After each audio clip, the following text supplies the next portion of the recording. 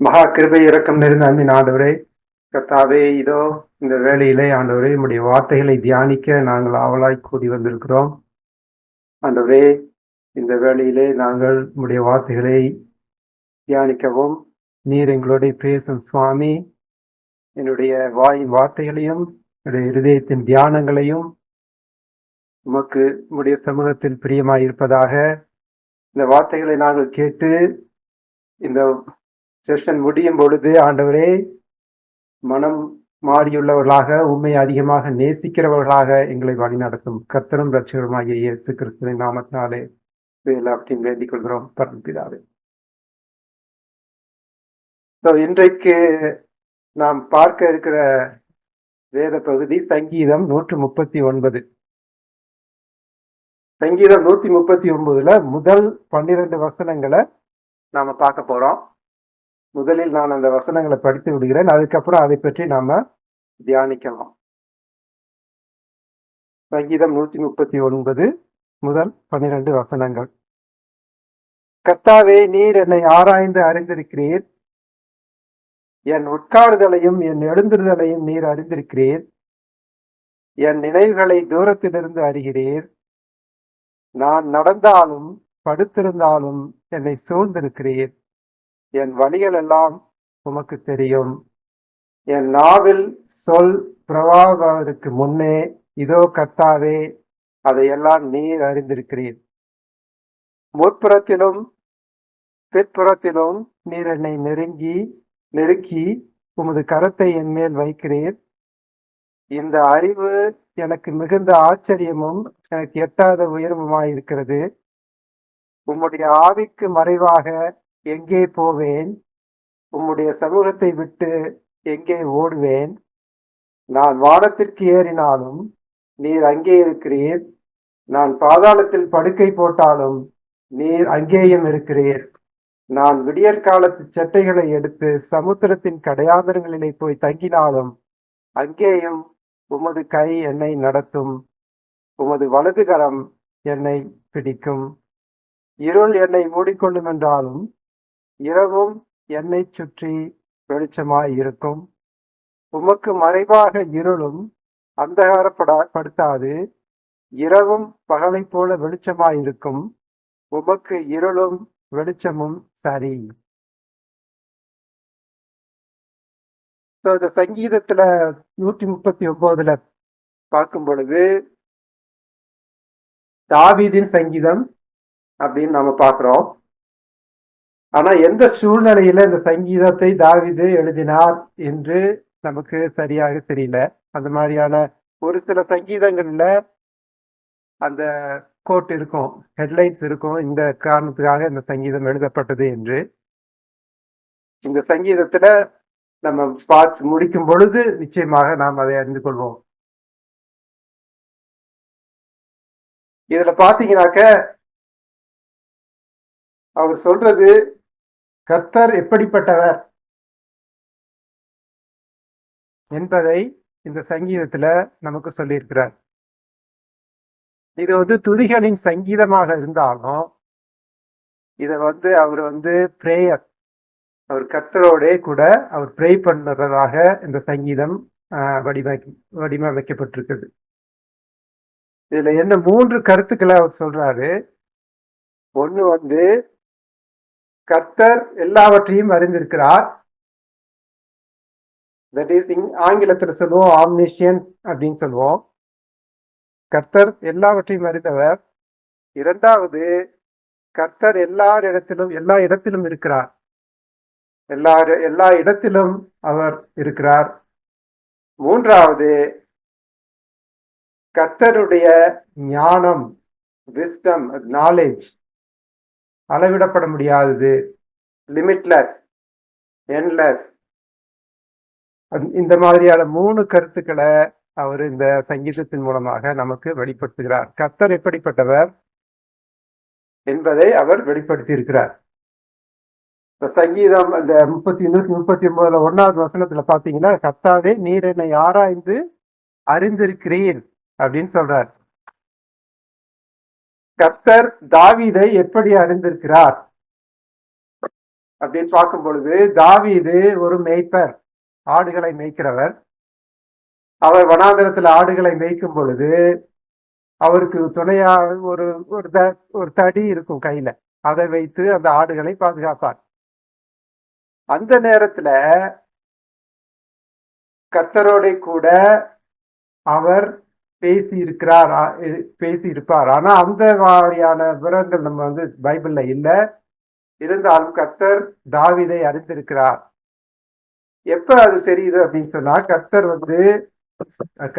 கர்த்தரை பற்றி தாவீது கோலியாத்து இடத்துல சொல்லும் பொழுது சொல்றாரு, ஜீவனுள்ள தேவன் கேலி செய்தால் அவன் கொல்லப்பட வேண்டும் என்று தாவீது சொல்றாரு. ஏன்னா அவருக்கு கர்த்தர் மேல அவ்வளவு பிரியம் இருந்திருக்கு. இன்னொன்னு சொல்றாரு, கர்த்தர் என்னை சிங்கம் மற்றும் கரடியிடமிருந்து காப்பாற்றியவர். ஏன்னா சிங்கமும் கரடி எல்லாம் ஆடுகளை அடித்து கொள்ள போகுது, அதன் வாயிலிருந்து ஆடுகளை பிடுங்கி எடுத்திருக்கிறேன், காப்பாற்றி இருக்கிறேன் அப்படின்னு சொன்னார். அப்ப ஜீவனுள்ள தேவனை அறிந்திருக்கிறார். இன்னொன்னு, நான் சேனைகளின் தேவனாய சர்வ வல்லமையுள்ள கர்த்தருடைய நாமத்துல இங்க வந்திருக்கேன், உன்னை தோற்கடிக்க கர்த்தர் எனக்கு உதவுவார், அப்போது இஸ்ரவேலின் தேவன் ஒருவர் இருக்கிறார் என்று உலகம் அறிந்து கொள்ளும் அப்படின்னு சொல்றாரு. இது எதுல? 1 சாமுவேல் 17:36 வசனங்கள்ல. கர்த்தரை மிகவும் அதிகமாக நேசித்திருக்கிறார், கர்த்தர் அவரை அறிந்திருக்கிறார். கர்த்தர் டேவிட இன்னும் எப்படி அறிந்திருக்கிறார் நம்ம பார்ப்போம். அதாவது முதலாவது இஸ்ரவேலின் முதலாவது அதிபதியாக அவர் சவுலை தேர்ந்தெடுத்தார். கர்த்தர் சவுலை அபிஷேகம் பண்ணினார், அவர் தேர்ந்தெடுத்தாரு. சவுல் கர்த்தருக்கு எதிராக செய்த காரியத்தினால கர்த்தர் சவுலை அந்த அரசனிடமிருந்து எடுத்து இன்னொரு அரசனை தேடும் பொழுது கர்த்தர் தாவீதை அபிஷேகம் பண்ணினார். அப்ப சாமுவேல்ட்ட சொல்றாரு, போய் தாவீது போய் ஜெஸ்ஸியோட பையன்களை போய் பாருங்க, அவனில் ஒருவரை நான் அடுத்த அதிபதியாக தேர்ந்தெடுப்பேன் அப்படின்னு சொல்லும் பொழுது சாமுவேல் போறாரு. போய் அந்த ஈசாயினுடைய மகன்களை பார்த்து சொல்றாரு, முதல் மகனை பார்த்து சொல்றாரு, ஓ இவர் ரொம்ப அழகா இருக்காரு, ரொம்ப வலிமையா இருக்கிறாரு, இவர்தான் அந்த மன்னரா அப்படின்னு சொல்லும் பொழுது கர்த்தர் சொல்லுகிறார், இல்லை இவன் அல்ல என்று சொல்லி அவர் சொல்லுகிறார், ஜனங்கள் பார்க்கிற தேவன் கவனிக்கிறதில்லை, ஜனங்கள் ஒருவனின் வெளித்தோற்றத்தை பார்க்கிறார்கள், கர்த்தரோ அவன் இருதயத்தை பார்க்கிறார் என்று சொல்லி தாவீதை தேர்ந்தெடுத்து அவருக்கு அபிஷேகம் பண்ணுகிறார். கர்த்தர் தாவீதை பற்றி அறிந்திருக்கிறார், அதனால அவரை ராஜாவா தேர்ந்தெடுத்திருக்கிறார். அப்ப அபிஷேகம் பண்ணும் பொழுது 1 சாமுவேல் 16:13 பாக்குறோம். சாமுவேல் தாவீதை அபிஷேகம் பண்ணினான், கர்த்தருடைய ஆவியானவர் தாவீதின் மேல் இறங்கி இருந்தார். கர்த்தர் அபிஷேகம் பண்ணும் பொழுது, சாமுவேல் அபிஷேகம் பண்ணும் பொழுது பரிசுத்த ஆவியானவர் தாவீதிடத்திலே இருந்திருக்கிறார். அதே போல கர்த்தர் எப்படி சவுலை அபிஷேகம் பண்ணி அவரை அரசனாக ஆக்கினாரோ, அதே போல சவுலிடம் இருந்து அவர் பரிசுத்த ஆவியை எடுத்துக்கொண்டார் என்றும் நம்ம பார்க்கிறோம். இவ்வாறாக கர்த்தர் தாவீதை அறிந்திருக்கிறார். 2, இன்னொன்னு என்னன்னா, கர்த்தர் இதே போல கர்த்தர் எப்படி தாவீதை இன்னும் அறிந்திருக்கிறான்னு பார்க்கும்போது சங்கீதம் 44:21 சொல்லுது, தேவன் இருதயத்தின் அந்தரங்கங்களை அறிந்திருக்கிறார் அப்படின்னு சொல்லுது. எப்படின்னாக்க, அதாவது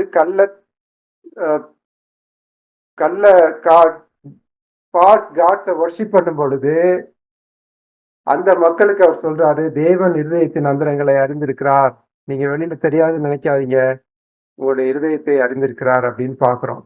அதே போல ப்ராவர்ப்ஸ் 115:11 பார்க்கும்போது, நீதிமொழிகள் 15:11 பார்க்கும்பொழுது, கர்த்தர் ஜனங்களின் மனதிலும் இருதயத்திலும் என்ன இருக்கிறது என்பதை நிச்சயமாகவே அறிவார் அப்படின்னு பார்க்கிறோம். அதே போல மத்தேயு 10:30 பாருங்க, இயேசு கிறிஸ்து சொல்றாரு, உங்கள் தலையில் உள்ள மயிரெல்லாம் எண்ணப்பட்டிருக்கிறது அப்படின்னு சொல்றார். அதே போல இயேசு கிறிஸ்து அந்த சமாரியா பெண்ணை பார்க்கும் பொழுது ஜான் 4:18, ஜான் 4:18, இந்த சமாரியாவின் பெண்ணினுடைய வாழ்க்கையில் என்ன நடந்திருக்கிறது என்பதை அறிந்தவராயிருக்கிறார். அதே போல யோவான் 11:11 ஜீசஸ் சொல்றாரு, லாசரு இறந்து விட்டான் என்பதை அவர் முன்னரே அறிந்து சீஷர்களுக்கு சொல்றார். இப்பொழுது தாவீதை எப்படி சோதித்து அறிந்திருக்கிறார் என்பதை பார்க்கலாம். சவுலை அரசவையிலிருந்து இறக்கணும், தாவீதை மன்னரை ஆக்கணும் அப்படின்னு கர்த்தர் முடிவு பண்ண பொழுது சவுலுக்கு அது தெரிந்து சவுல் தாவீதை கொல்ல தீர்மானிக்கிறான். அவனை துரத்தி கொண்டு அவர் போகிற இடமெல்லாம் போகிறார். அப்பொழுது ஒரு குகையில தாவீது சவுலை எதிர்கொள்ளும் பொழுது அந்த இடத்துல சவுல் தாவீது சவுலை கொண்டிருக்கலாம். ஆனா அவருடைய துணியினுடைய ஒரு பகுதியை மட்டும் வெட்டிட்டு அவர் அந்த மாதிரி அவரை கொல்லல. ஏன்னு கேட்டா, தாவீது சவுலை கர்த்தர் அபிஷேகம் பண்ணின மன்னன் என்ற ஒரு பெரிய அந்தஸ்தோட அவர் பார்த்தார்.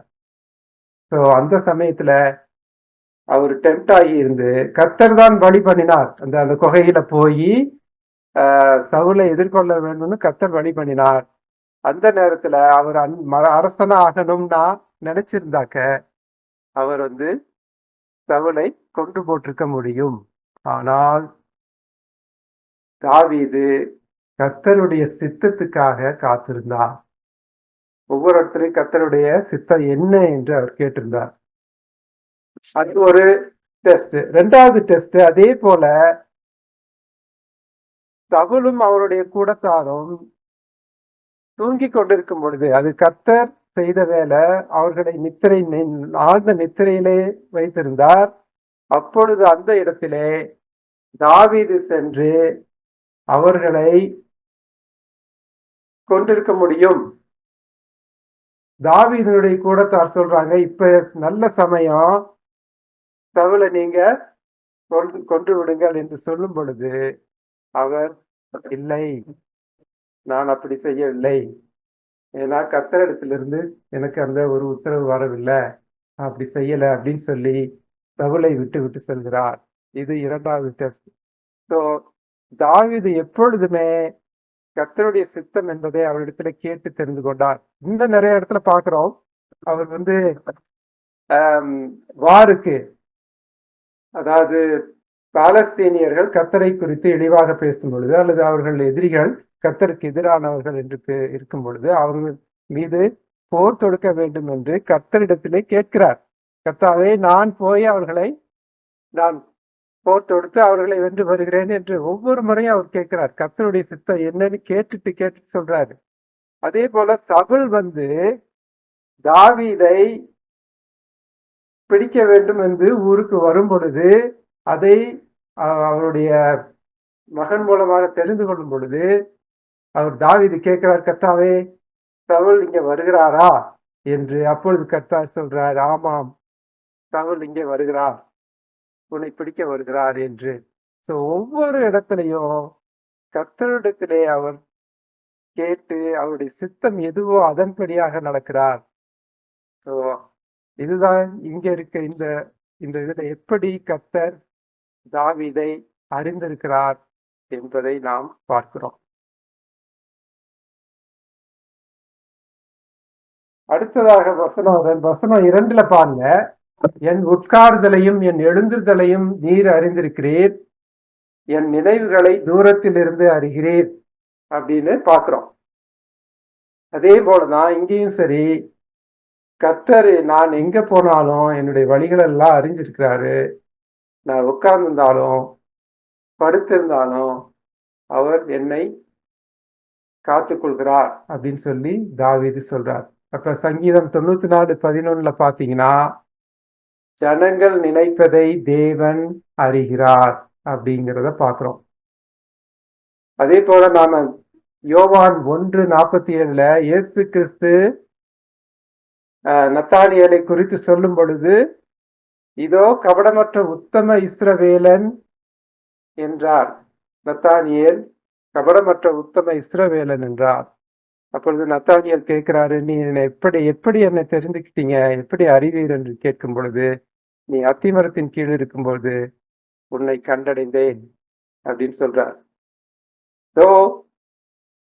மனிதர்களின் நினைவுகளை காட்டுல என்ன இருக்கு, அவங்களுடைய சிந்தையில என்ன இருக்கு என்பதை கர்த்தர் அறிந்தவராய் இருக்கிறார். நம்ம மனசுல பிரைடோ அல்லது துக்கமோ எதுவாக இருந்தாலும் அதை அறிந்தவராக தேவன் இருக்கிறார் என்பதை பார்க்கிறோம். அதே போல ஹீப்ரூஸ் 4:12 பார்க்கும் பொழுது, கர்த்தருடைய வார்த்தையானது மனிதர்களின் மனதில் இருக்கிற சிந்தைகளையும் அவங்களுடைய நினைவுகளையும் ஜட்ஜ் பண்ணக்கூடியதா இருக்கிறது, அவற்றை அறிந்து ஜட்ஜ் பண்ணக்கூடியதா இருக்கிறது என்பதை பார்க்கிறோம். அதே போல இயேசு கிறிஸ்து வேத பாரகர் மத்தியில பேசும் பொழுது சொல்றாரு, மத்தேயு 9:4 இயேசு அவர்களை நினைவுகளை அறிந்து, நீங்கள் பொல்லாதவைகளை சிந்திக்கிறது என்ன என்று கேட்கிறார். மத்தேயு 9:4. அதே போல மத்தேயு 12:25 அவர்களை நோக்கி இயேசு அவர்களை சிந்தனைகளை அறிந்து அவர்களை நோக்கி, தனக்குத்தானே விரோதமாய் பிரிந்திருக்கிற எந்த ராஜ்யமும் பாழாய்ப்போம், தனக்குத்தானே விரோதமாய் பிரிந்திருக்கிற எந்த பட்டணமும் எந்த வீடும் நிலை நிற்க மாட்டாது என்று ஒவ்வொருத்தருடைய சிந்தையும் அறிந்தவராக இருக்கிறார். இதிலிருந்து நமக்கு தெரியுது என்னன்னா, கர்த்தர் நம்ம மனசுல இருக்கிறது என்னங்கிறது அறிகிறார். நம்மளுடைய உட்கார்ந்ததையும் என் எழுந்திருத்தலையும் அறிந்திருக்கிறார். 3வது வசனத்துல பார்க்கும்பொழுது, நான் நடந்தாலும் படுத்திருந்தாலும் என்னை சூழ்ந்திருக்கிறீர், என் வழிகளெல்லாம் உமக்கு தெரியும் அப்படின்னு தாவீது சொல்றார். சவுல் அவரை துரத்தும் பொழுது, அதே போல அப்சலாம் அவருக்கு எதிராக அவரை துரத்தும் பொழுதும், அவர் சென்ற வனாந்தரத்துல இருக்கும் பொழுதும், அவர் படுத்திருந்தாலும் அவருக்கு பாதுகாப்பாக கர்த்தர் இருந்திருக்கிறார் என்று நாம பார்க்கிறோம். இதுல என்னன்னா, இதுதான் 2வது, அவருடைய பிரசன்ஸ். கர்த்தர் எல்லா இடத்திலும் இருக்கிறார். கர்த்தர் அவர் சென்ற வழிகளிலெல்லாம் அவர் கூடவே சென்று அவரை காப்பாற்றி இருக்கிறார். நிறைய இடத்துல பாக்குறோம், அவருக்கு எதிரிகள் அவரை அடிக்க போறாங்க அப்படின்னா அவருக்கு முன்னமே தகவல் தெரிந்து அந்த இடத்தை விட்டு அவர் சென்றிருக்கிறார் அப்படின்னு பாக்குறோம். சங்கீதம் 33:14 பாத்தீங்கன்னா, தேவன் தாம் வாசமாயிருக்கிற ஸ்தலத்திலிருந்து பூமியின் குடிகள் எல்லோர் மேலும் கண்ணோக்கமாயிருக்கிறார் அப்படின்னு பாக்குறோம். அதாவது பரமண்டலத்திலிருந்து அவர் எல்லா பூமியில இருக்கிற எல்லா குடிகளையும் அவர் பார்க்கிறார் அப்படின்னு பாக்குறோம். அதே போல யோபு 14:16 பார்க்கும் பொழுது, இப்பொழுது என் நடைகளை எண்ணுகிறீர் என்று யோபு சொல்றார். கர்த்தாவே, நீர் என் நடைகளை எண்ணி இருக்கிறீர், நான் எடுத்து வைக்கும் ஒவ்வொரு ஸ்டெப்பும் உங்களுக்கு தெரியும் அப்படின்னு சொல்றார். அதே போல சங்கீதம் 56:8 பார்க்கும் பொழுது தாவீது சொல்றாரு, என் அலைச்சல்களை தேவரீர் எண்ணி இருக்கிறீர், என் கண்ணீரை உம்முடைய துருத்தியில் வையும், அவைகள் உம்முடைய கணக்கில் அல்லவோ இருக்கிறது. அவருடைய அலைச்சல்கள் எவ்வளவு என்பதை ஒவ்வொரு ஸ்டெப்பையும் கர்த்தர் தெரிந்து வைத்திருக்கிறார். ஏன்னா கர்த்தர் கூடவே இருக்கிறார். சங்கீதம் 4:8 பார்க்கும் பொழுது, நான் படுக்கைக்கு சென்று சமாதானமாய் உறங்குகிறேன், ஏனெனில் கர்த்தாவே நீர் என்னை பாதுகாப்பாய் தூங்கச் செய்கிறீர். ஏன்னா அவருடைய ட்ரஸ்ட் இன் காட். கர்த்தாவே நான் படுத்து தூங்கினாலும் என்னை சுற்றிலும் நீர் உம்முடைய தூதர்களை கொண்டு என்னை காப்பாற்றுகிறீர். எனக்கு நல்ல உறக்கத்தை தெரியுது, எனக்கு எந்த பயமும் இல்லை அப்படின்னு சொல்றார்.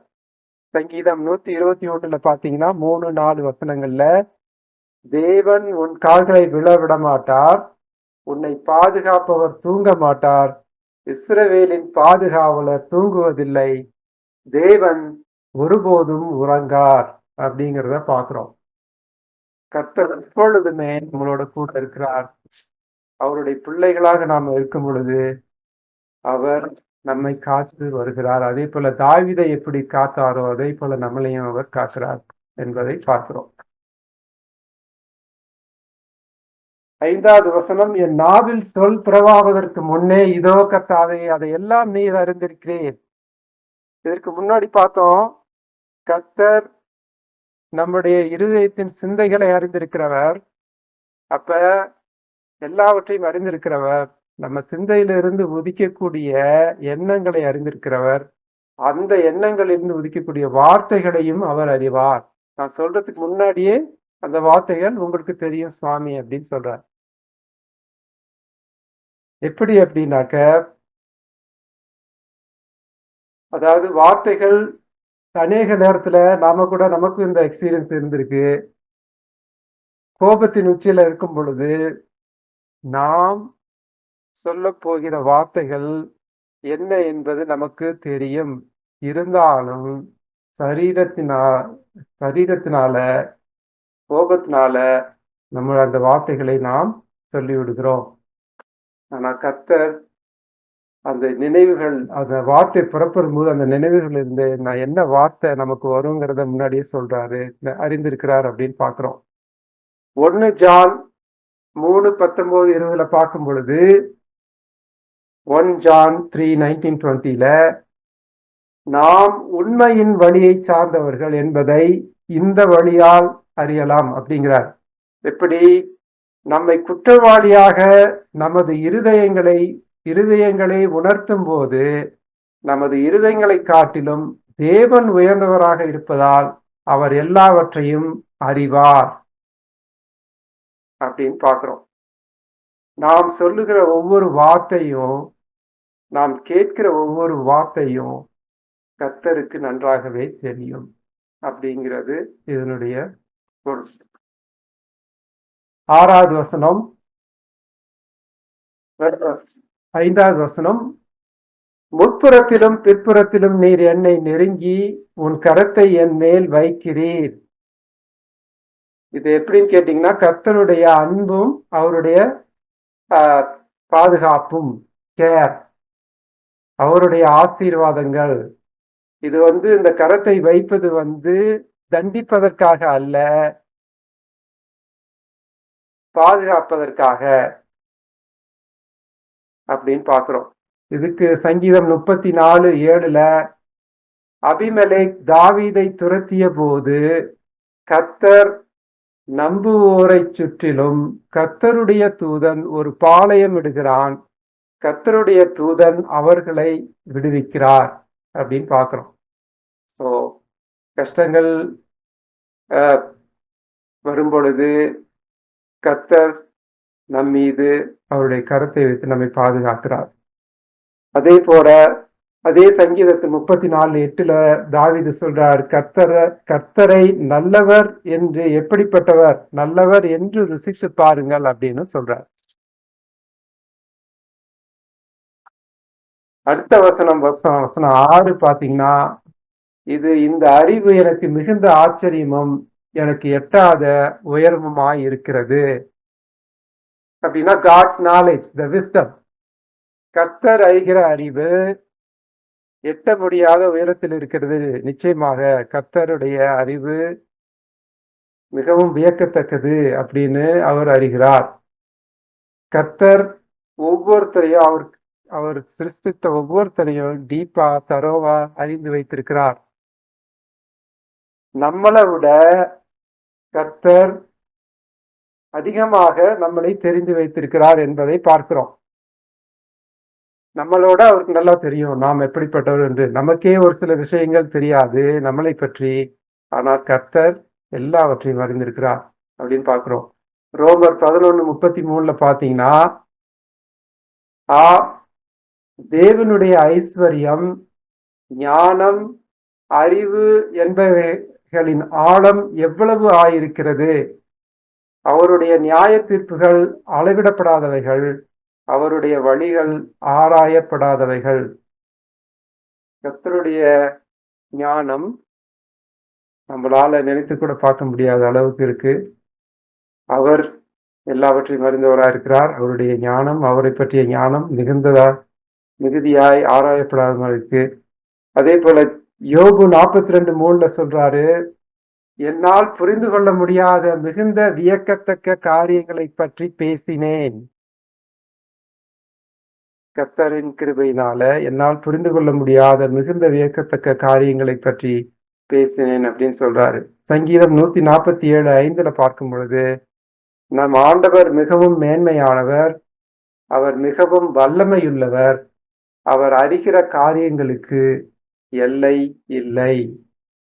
நிச்சயமாக அவர் எப்படிப்பட்டவர் என்பது நமக்கு இதன் மூலமாக தெரியும்.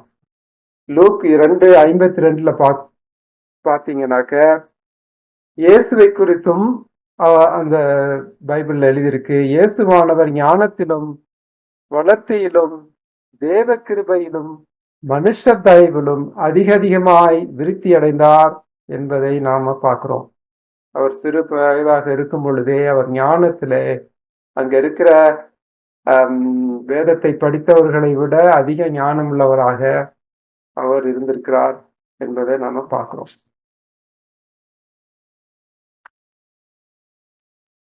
verse 7 7வது வசனத்துல பார்க்கும்போது, உம்முடைய ஆவிக்கு மறைவாக எங்கே போவேன், உம்முடைய சமூகத்தை விட்டு எங்கே ஓடுவேன் என்று தாவீது சொல்கிறார்.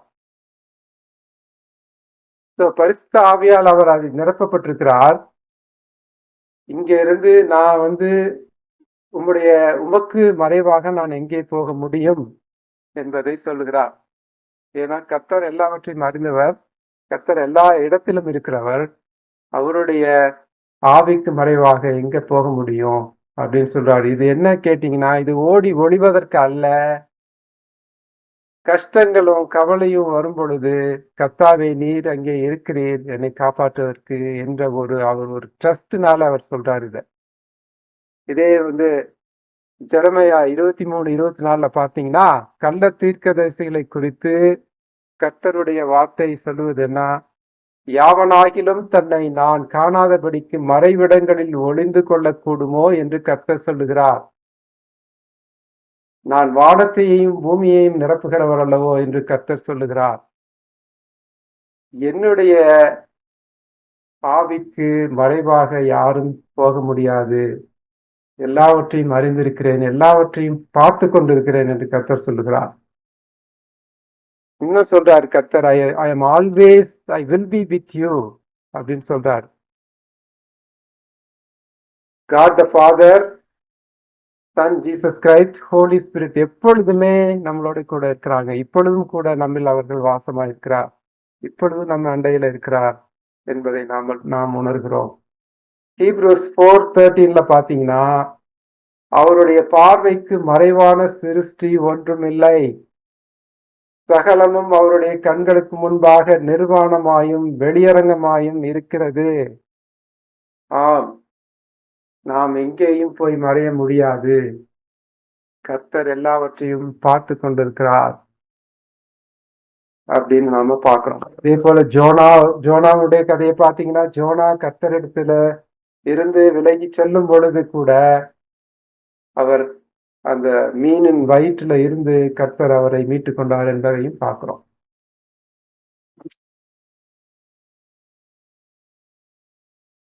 அடுத்த வசனம் 8, நான் வானத்திற்கு ஏறினாலும் நீர் அங்கே இருக்கிறீர், நான் பாதாளத்தில் படுக்கை போட்டாலும் அங்கேயும் இருக்கிறீர் அப்படின்னு சொல்றார். இதுவும் கர்த்தர் எங்கும் இருக்கிறார். ஓம்னி பிரசன்ஸ் அப்படிங்கிறது கர்த்தர் எங்கும் இருக்கிறார் என்பதற்கான அடுத்த வசனம் இது. அவர் அறிக்கையிடுகிறார். எப்படி நான் வானத்தில் ஏறினாலும் அங்கே இருக்கிறேன், நான் பாதாளத்தில் படுக்கை போட்டாலும் அங்கேயும் இருக்கிறேன். ப்ராவர்ஸ் 11:11 பாருங்க, கர்த்தருக்கு எல்லாம் தெரியும், மரண இடத்திலும் என்ன நடக்கும் என்பதையும் அவர் அறிவார். பரலோகத்திலயும் கர்த்தர் இருக்கிறார், கீழே பூலோகத்துல மக்களையும் பார்த்து கொண்டிருக்கிறார். பாதாளத்தில் கல்லறையில கீழே பாதாளத்துக்கு போனா எப்படி பாதாளத்துக்கு போவாங்க மக்கள்? கர்த்தருடைய ஜட்ஜ்மெண்ட், அவர் நியாயம் தீர்க்கும் பொழுது அவர்கள் பாதாளத்துக்கு அனுப்பப்படுகிறார்கள், நரகத்துக்கு அனுப்பப்படுகிறார்கள். அங்கேயும் கர்த்தர் அந்த ஜட்ஜ்மெண்ட் கொடுக்கிறாரு அப்படின்னு நாம பாக்குறோம். அதே போல ஆமோஸ் இஸ்ரவேலுக்கு எதிராக தீர்க்க தரிசனம் கர்த்தர் சொல்லுகிறார். ஆமோஸ் 9வது அதிகாரம் 2-4 வசனங்களை பார்த்தீங்கன்னா, அவர்கள் பாதாள பரியந்தம் தோண்டி பதுங்கி கொண்டாலும் என் கை அவ்விடத்திலிருந்து அவர்களை பிடித்து கொண்டு வரும். அவர்கள் வான பரியந்தம் ஏறினாலும் அவ்விடத்திலிருந்து அவர்களை இறங்க பண்ணுவேன். அவர்கள் கர்மேல் மலையின் உச்சியில் ஒளிந்து கொண்டாலும் அங்கே அவர்களை தேடி பிடிப்பேன். அவர்கள் சமுத்திரத்தின் ஆழத்திலே போய் என் கண்களுக்கு மறைந்து கொண்டாலும் அவர்களை கடிக்க பாம்புகளை கட்டளையிடுவேன் என்று கர்த்தர் சொல்லுகிறார். அதாவது இஸ்ரவேலுக்கு எதிராக இந்த வார்த்தைகளை சொல்லும்படியாக கர்த்தர் சொல்கிறார். எவ்வளவு வல்லமையுள்ள தேவன் என்பதை நீங்க பாருங்க. எங்கேயும் போக முடியாது, எங்க போனாலும் அங்கே கர்த்தர் இருக்கிறார் என்பதை நாம பார்க்கிறோம். அதே ஃபேமஸ் preacher Charles Spurgeon சொல்றாரு, the presence of God's glory is in heaven. God's glory is in heaven. The presence of his power on the earth. அவருடைய பவர் வல்லமை எர்த்ல இருக்கு. The presence of his justice in hell. அவருடைய தண்டனை, அதாவது justice நியாய தீர்ப்பு is in hell. The presence of his grace is with his people. கிருபையின் அடையாளமாக அவர் மக்களிடத்தில் இருக்கிறார் என்று அவர் சொல்றார். அதுக்கு அடுத்த வசனம் பார்க்கும்போது, நான் விடிய காலத்து செட்டைகளை எடுத்து சமுத்திரத்தின் கடையாந்தரங்களிலே போய் தங்கினாலும் அங்கேயும் உமது கை என்னை நடத்தும், உமது வலதுகரம் என்னை பிடிக்கும். இது எப்படின்னு கேட்டீங்கன்னா, விடிய காலத்து சட்டைகள் அப்படின்னு சொல்லும் பொழுது, இந்த காலையில விடியும் பொழுது சன் வரும் பொழுது அந்த சன்னுடைய கதிர்கள் எவ்வளவு வேகமாக அந்த இடத்தை நிரப்புது அப்படிங்கிறத பாக்குறோம். குறிப்பாக இந்த சமுத்திரம்ங்கிறது மெடிட்டரேனியன் சி. அந்த சன் ஈஸ்ட்ல உதிக்கும் பொழுது அதனுடைய ரேஸ் ரொம்ப ஃபாஸ்டா அதனுடைய வெஸ்ட் ஷோருக்கு போதோ, அதே போல நாம் உங்களிடத்துல இருந்து விலகி சென்ற எவ்வளவு வேகமா போய் விலகி சென்றாலும் சுவாமி ஆண்டவரே, நீர் உம்முடைய கரத்தை எனக்கு அனுப்பி நீர் உன்னுடைய வலது கரத்தினால என்னை காத்து கொள்கிறீர் அப்படின்னு சொல்லி இங்க பாக்குறோம். எப்படின்னு கேட்டீங்கன்னா, ஏன்னா கர்த்தர் எப்பொழுது கூட இருக்கிறதுனால அவருடைய வலது கரத்தினால அந்த சமுத்திரத்துல போய் இருந்தாலும் அவர் பிடித்து அவரை தூக்கி கொள்கிறார் என்று பாக்குறோம். அதாவது மல்கியாவில் 4:2 பாத்தீங்கன்னா, அதாவது விங்ஸ் ஆஃப் சன்னை பத்தி சொல்லியிருப்பாங்க. மல்கியா 4:2 நீதியின் சூரியன் அதன் செட்டைகளை கீழ் ஆரோக்கியம் இருக்கும். நீதியின் சூரியன் அதன் செட்டைகளின் கீழ் ஆரோக்கியம் இருக்கும். அதே போல விங்ஸ் ஆஃப் த விண்ட், காற்று, அதை பற்றி பார்க்கும்போது சங்கீதம் 18:10 பாத்தீங்கன்னா, கேருபின் மேல் ஏறி வேகமாய் சென்றார், காற்றின் செட்டைகளை கொண்டு பறந்தார். அதாவது செட்டைகள் அப்படிங்கும் பொழுது ஸ்ட்ரென்த் அண்ட் என்டியூரன்ஸ், அதாவது கழுகின் செட்டைகள் சொல்லுவோம். அதே போல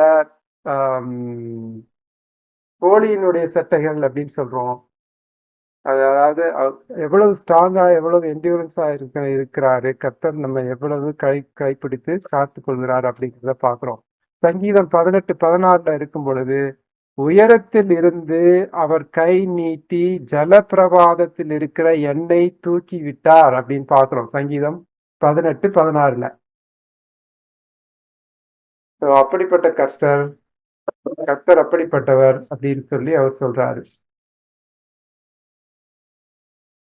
11வது வசனத்தை பார்க்கும் பொழுது,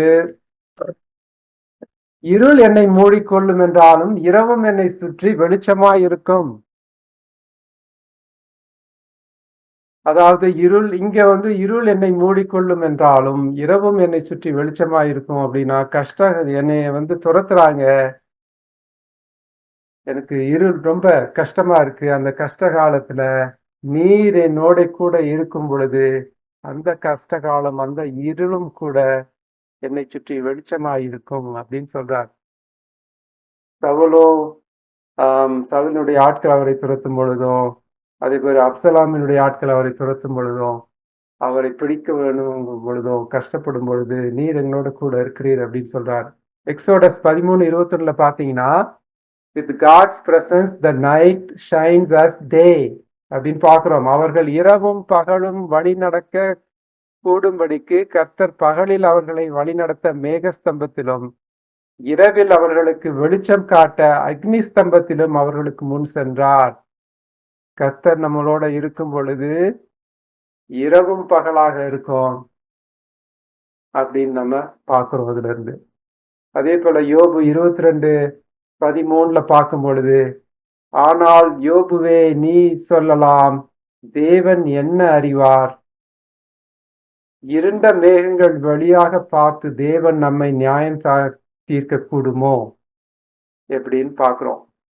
தேவன் எப்படி இருட்டுல இருந்து நியாயம் தீர்க்க, ஏன்னா அவரு நம்ம நைட்டா இருந்தாலும் நைட் விஷன் காகிள்ஸ் கேள்விப்பட்டிருப்பீங்க. இரவுல அதை போட்டுக்கொண்டு நம்ம பார்க்கும் பொழுது உருவங்கள் எல்லாமே பகல் போல தெரியும். அதே போல கர்த்தர் அவர் நம்ம பார்த்து கொண்டிருக்கிறார் அப்படிங்கிறத இதுல பாக்குறோம். சங்கீதம் 18:28 பார்த்தீங்கன்னா, தேவரீர் என் விளக்கை ஏற்றுவீர், என் தேவனாகிய கர்த்தர் என் இருளை வெளிச்சமாக்குவார் அப்படின்னு சொல்லுது. என் இருளை வெளிச்சமாக்குவார். நமக்கும் இதே போல இருள் வரும். இருள் என்பது நமக்கு கவலைகளோ கஷ்டங்களோ சிக்னஸோ இருக்கும் பொழுது, நாம கர்த்தரை ட்ரஸ்ட் பண்ணி இருக்கும் பொழுது அந்த இருளும் கூட வெளிச்சமா இருக்கும். கர்த்தர் நம்மோடு கூட இருக்கிறார், நாம் பயப்பட தேவையில்லை, இந்த கஷ்டங்கள்லாம் போயிடும் அப்படின்னு சொல்லி நமக்கு ஆறுதல் அளிக்கிற தேவனா இருக்கிறபடியால் அந்த இருள் கூட வெளிச்சமாக இருக்கும்.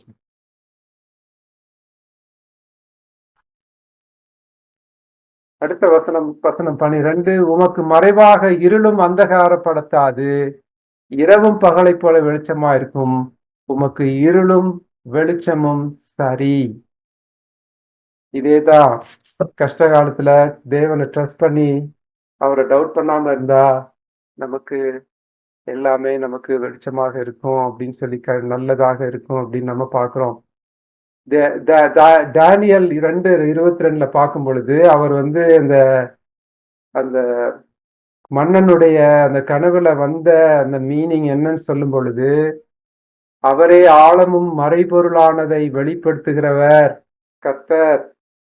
கர்த்தர் ஆழமும் மறைபொருளானதை வெளிப்படுத்துகிறவர்.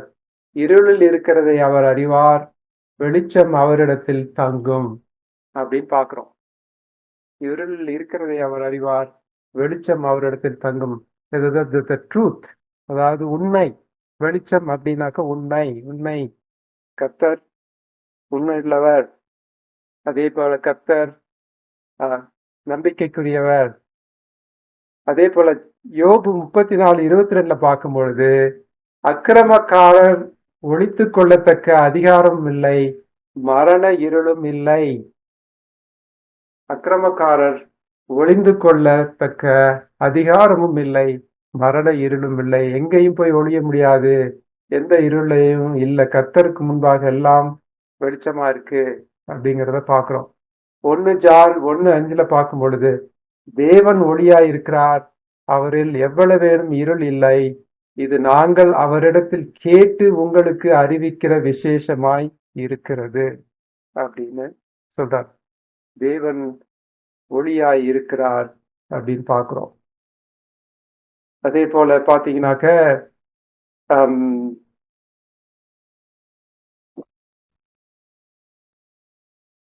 இப்படியாக கர்த்தர் தாவீதை அறிந்திருக்கிறார்.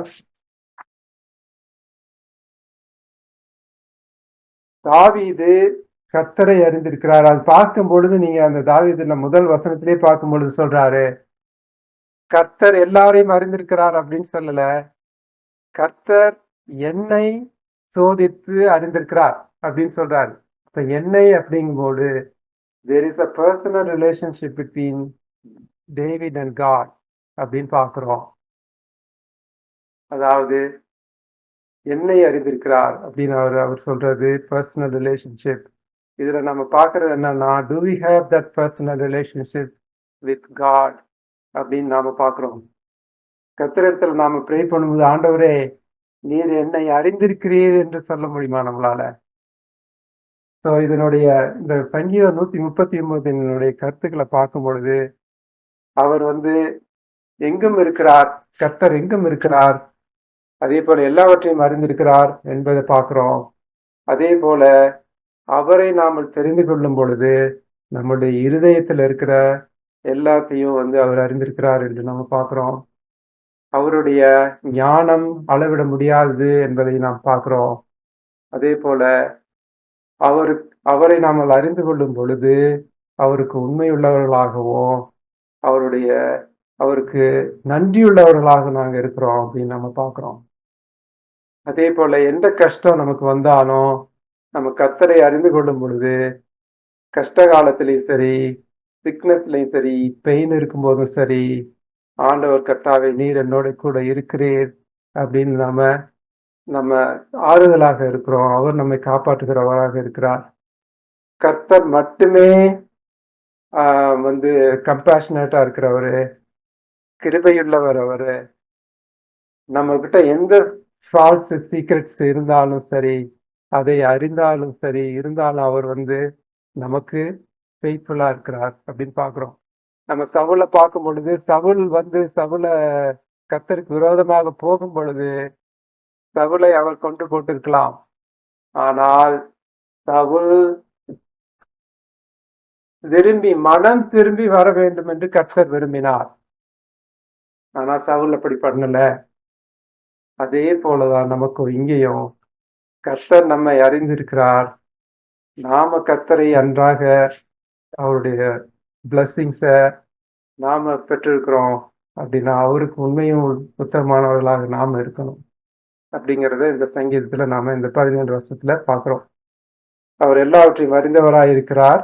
அதனால நமக்கு எந்தவித கஷ்டமும் இல்லாம அவருடைய வார்த்தைகளின்படி அவருடைய நடத்துதலின்படி நாம இருக்கணும் அப்படிங்கிறதையும் பார்க்கிறோம். இதோடு இதோட முடிச்சுக்கலாம்.